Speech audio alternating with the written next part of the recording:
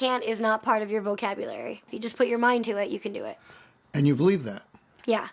That's the crazy thing is if you're never given limits, then you think, I can do anything. And if she could do anything, she wanted it to be this, what she saw her hero, Dominique Moceanu, doing on TV.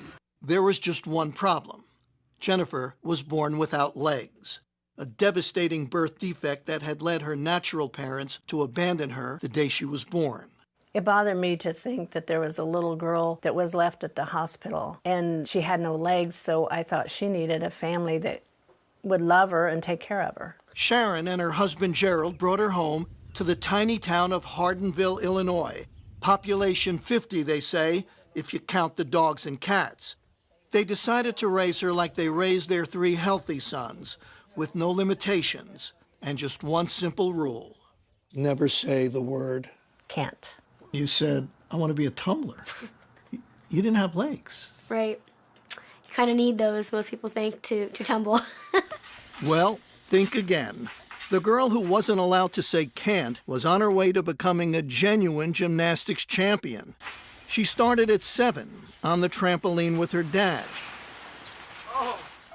And after a few falls, she got the hang of it.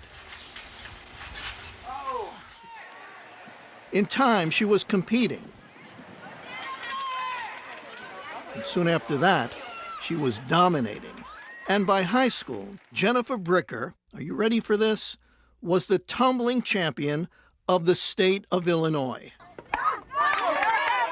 Soon, Jennifer was pursuing other sports too. Even one you'd figure she had absolutely no chance to play well, until it turned out she could steal the ball, even grab a few rebounds.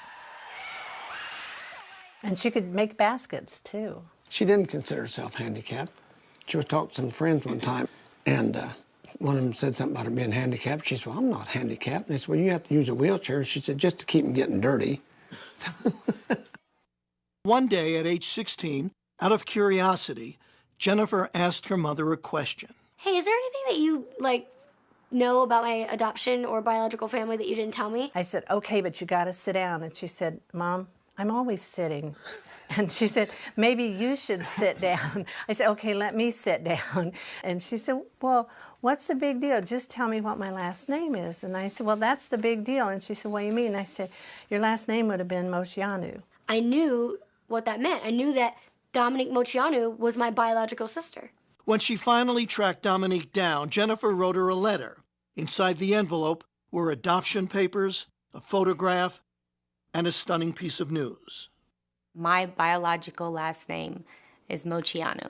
That line, I was just like, I can't believe this is happening. Everything was there. The evidence was there.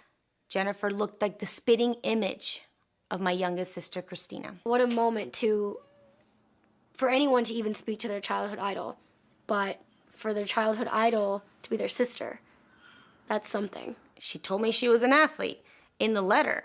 In fact, I was her inspiration to start tumbling and doing gymnastics. And then on the phone call, she goes, oh, by the way, I have no legs. I mean, she's like, wait a minute, didn't you just tell me that you're an acrobat and you did all these sports? And I could just hear the wheels turning, and Yeah. And I said, who is this girl? Oh my gosh. How did she have this attitude to persevere in life and overcome every obstacle? And she's my sister. Jennifer has moved out to Hollywood. Where else if you want to be a star? She drives a specially equipped car and lives a normal, independent life. And she's earning a living. How else? As a gymnast. She's an acrobat who has toured with Britney Spears. And now she's training for a classical performance at New York's Lincoln Center. We got to go to Ohio and got to watch her perform. The audience just went crazy. They stood up and they were whistling and screaming and clapping and all this, and I was blubbering. I was sobbing because it was so beautiful, and it's like, oh my goodness, that's my baby. The baby who was taught early on never to say the word can't.